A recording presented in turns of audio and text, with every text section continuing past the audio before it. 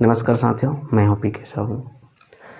जितने भी शिक्षक अभ्यर्थी हैं सब व्याकुल है और व्याकुल होना जायज़ है, क्योंकि पुरानी जो सूची थी उसको शून्य करके नई तरीके से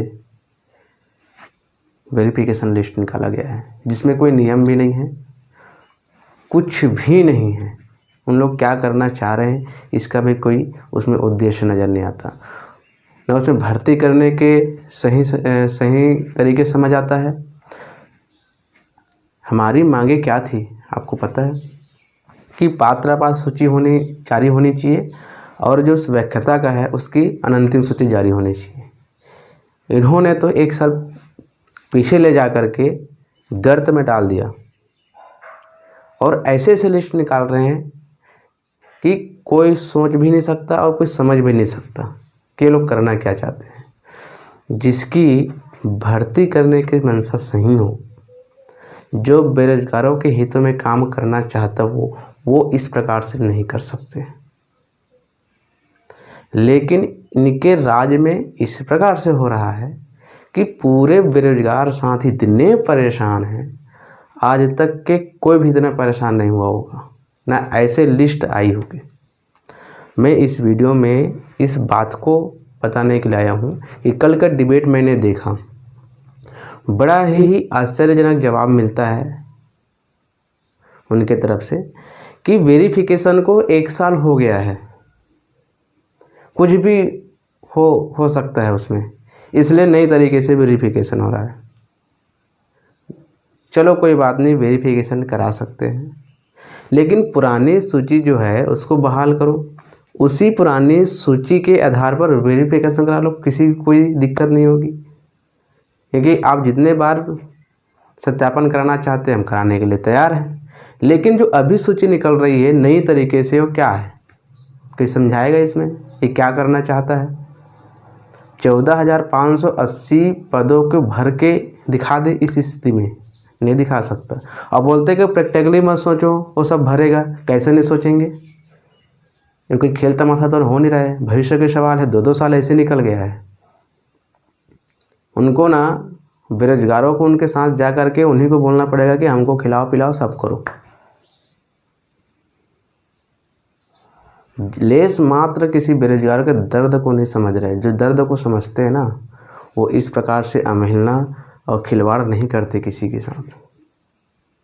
बस सभी को एकजुट होने की आवश्यकता है। एकता में शक्ति बोला जाता है, इसको आगे आके दिखाना होगा।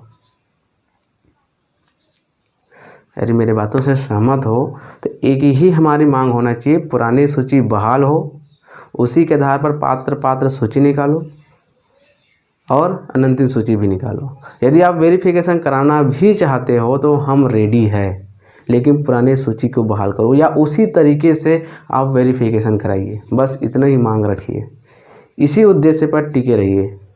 ये ना बोलिए कि हम यहाँ कैसे जाएंगे वहाँ कैसे जाएंगे, इस तरह से बात ना करें। एक ही मुद्दा होना चाहिए, पुरानी सूची बहाल हो, पुरानी सूची के आधार पर पात्र अपात्र सूची जारी करें या अनंतिम सूची जारी करें, हम तैयार हैं। और वेरिफिकेशन कराना ही चाहते हैं, आपको पारदर्शिता चाहिए और कि क्या हो गया 1 साल हो गया ऐसा बोलते हैं, है ना, तो हम वेरिफिकेशन कराने के लिए भी तैयार हैं, लेकिन उसी सूची के आधार पर उसी टाइप का सूची बनाएंगे।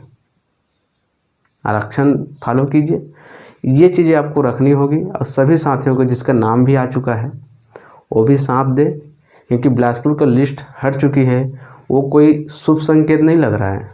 मुझे ऐसा लग रहा है, मेरा अनुमान है कि हम ज़्यादा बुला लिए ऐसा सोच रहे होंगे और कम भी बुला सकते हैं, क्योंकि जब सहायक शिक्षक विज्ञान प्रयोगशाला का 1:1 में बुला सकते हैं, व्याख्याता को 1:1 में बुला सकते हैं, तो शिक्षक का 1:3 में बुला लिए, उसको लग रहा है ज़्यादा बुला लिए। हो सकता है वो कम करने की सोच रही होगा। कहीं लिस्ट नहीं, कोई पारदर्शिता नहीं, कौन कहाँ जाएगा कोई भरोसा नहीं। एक ही टाइम में 27-28 को सबका वेरिफिकेशन, मतलब इतना पेचीदा, इतनी घटिया तरीके से इतनी बड़ी भर्ती को मजाक बना के रख दिए। साथियों, सबको एकजुट होने की आवश्यकता है।